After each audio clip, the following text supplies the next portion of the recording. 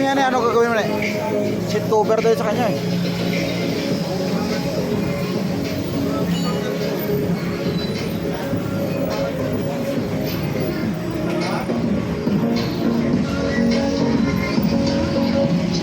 Saglit na pre, pili ka lang.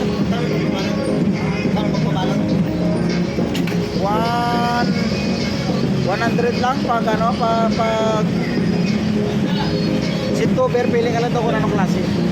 Meron na akong cover eh, papabalot na lang. Ay, saan tayo?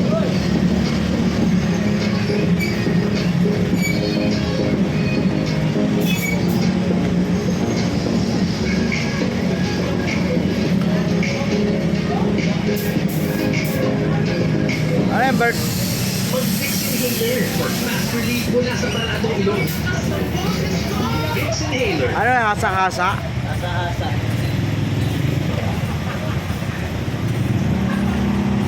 Ah. Ano yan, JM Doc?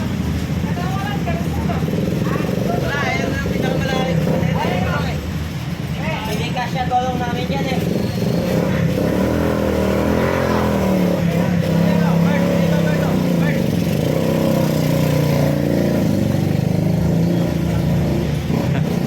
Ay, JM Doc.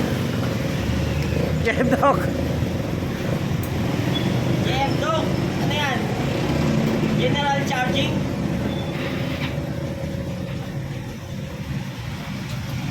Okay. Oh, good. Ayun o. Wow.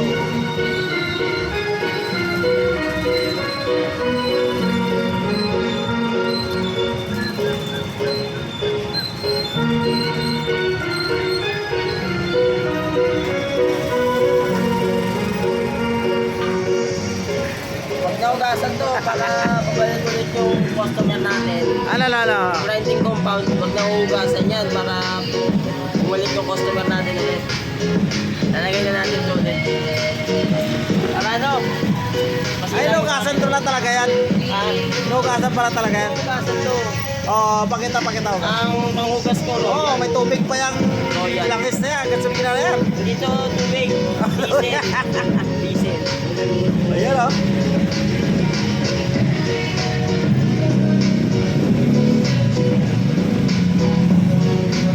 Magawin lang po, baguhan lang. Yan o. Pagulong lang tayo, magulang lang. Kaya pagbago, wag mo na malaki ulo. Hirap na, mawala kang tabahan. Yan ang payo ni Bert. Ano ang mga payo mo, Bert, sa customer? Mapayo pa customer. Pag magpapagawa kayo, bantayan nyo para hindi banda. Hindi para nababantayan nyo. Bali-bali yung araw-araw. Yan yung sinasabing gawang hapon. Gawang hapon. Gawa ngayon, gawa hapon. Balik hapon. Gawa ngayong umaga, balik hapon. Kaya gawang hapon. Hapon.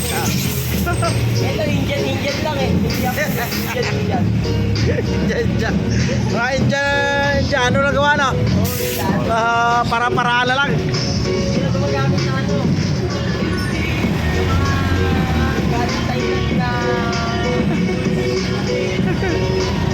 Alam kasi galing Thailand pero galing sa ibang shop. Taylok. Thailand. Ah. Thailand pero galing sa ibang shop. Mga galing Thailand pero sa kabilang shop lang pala kinuha. Oh. Kasi ako eh.